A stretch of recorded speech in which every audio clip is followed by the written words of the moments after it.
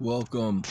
So, the ancient path of spiritual development was always laid forth a purification of the body, a purification of the astral, and a purification of the spiritual. So, you start with the body, the physical, your organism, the five senses, the four elements earth, water, air, and fire. You learn how to temper these elements. If you're too agitated through the fire element, you'll temper that. If you're too wavy and emotional with the emotional element, you'll learn to temper that. If you're a little bit too airy in the head, a little bit too melancholic, Saturn influence, then these are all things that your consciousness will help you understand about yourself so that you can elevate yourself to higher standards. So we begin with the purification of the body, and what that usually means is just kind of tempering the appetites. Like the Upanishad said, the body and the senses are wild horses, and these wild horses need to be tamed. And we can tame these horses with the consciousness. The consciousness is the chariot driver, Arjuna. Arjuna is the soul, and Krishna is the higher supreme spirit. So we have the soul being Arjuna, the horses being the body and the senses, and then Krishna, the charioteer, which is the God form or the God sense within all of us. It encapsulates the entire universe as well as each of its beings. And that still small voice within helps us to come into contact with our inner middle pillar, which will help us navigate this material realm and have full control of the elements. Once someone actually controls it, said that if you actually become a true alchemist and you truly purify earth, water, air, and fire within yourself, then you can control these elements without yourself. Now, does that mean that you can fire bend or water bend or actually access water? And there has been masters that have. However, in this day and age, it's more of a metaphor. When the ether was more strong on the planet and this planet was more astral, then it's very possible that the people that ascended in the physical ethereal plane, because it was semi-ethereal, definitely could manage to control water, earth, air, and fire within and without. But in this age of Kali Yuga, the age of density, just expect to control the inner waters, the inner fire, the inner air, and the inner earth. Once they're all controlled, you move on to the next part, which is the astral. You'll be purifying your dream world, purifying the subconscious mind, making the unconscious conscious, making all of your unconscious tendencies come up to the surface and eliminate them and weed out the weeds and plant flowers just like a gardener does. Our body's a garden. In fact, once the body's purified, it becomes the Garden of Eden because it matches its transcendental form in the astral form.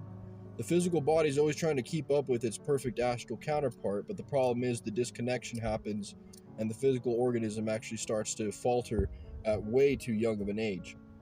So once we begin the purification of the astral, which is more of emotional relationships, the water energy, the dreams, desires, these takes years and years to purify the water element, in the astral vortex nature of reality. And once that's fully purified, if you finish that work on earth, you move on to the celestial work, which is the spiritual work that encapsulates the higher moral, ethical values of the soul and bringing them into correspondence with the astral and making the physical body an instrument to do the actions of the inner will, which that will is then matched with God, because just like Jesus says, not my will, but thy will be done. So we have to let thy will be done, which is the Supreme Spirit, Brahman, Krishna, Christ, Allah, the supreme intelligent personality of Godhead essentially needs to be in full control of our life.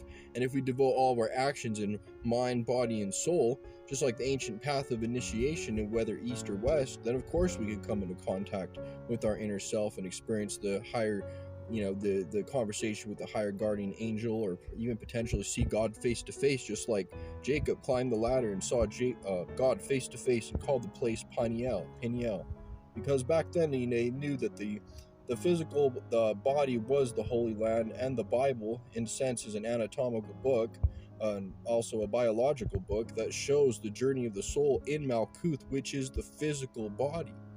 The pathways are in the physical body. If you overlay the tree of life on the physical body, you'll see that the pathways are reflected in the physical body. And once we activate these inner forces and we purify earth and our bodies, our soul, and activate our spirit, then we'll be able to actually activate the 7 forces, or the 7 inner planets. We'll activate the inner planets: Mercury, supreme intelligence; Jupiter, supreme benevolence; Saturn, supreme wisdom; the Sun, supreme emerging to the true I am identity; the resurrection of the solar body. Of course, after the 7 are activated, then we move on to the next phase of the celestial work, which is activating the 12 apostles, which is the 12 cranial nerves inside of the brain. Once the 12 apostles are activated, then all 12 zodiac, which we are all 12, we just have significant portions or reactions in certain areas of the planets. We're actually all 12 zodiac, but depending on where the sun is, some of these behaviors and traits are exemplified in appearance and emotion. But once we move on to the celestial work, we're activating our inner 12 apostles, the 12 intelligence of the brain. And then the 13th, the teacher comes in, the middle, the one in the middle of the council, in the head, the optic thalamus, which is just a physical representation of the all-seeing eye of God, which is in the Upanishads. It says, he who knows the three knows one, knows God, because you have to understand God as God, the one who watches everything, that creates everything, then the universe, the womb, and then the souls that inhabit it. So you have God, and God is always up there watching. A lot of people don't like to say, like, oh, there's no old man on the clouds watching us. But in a sense, in a metaphorical way, you could say the all-seeing eye, the wise one, the wise eye, the first emanation, or the first benevolent one, is always casting his gaze upon us. In fact, that gaze that is casted by the Purushic spirit is what fertilizes and fundates the physical womb and produces us. And we are part of the creation too. We're physical exemplaries and examples of that supreme immortal being. And our goal is to all attain self-conscious immortality, and not just unconscious immortality. So the path is one, and the path is beauty, and the path is truth.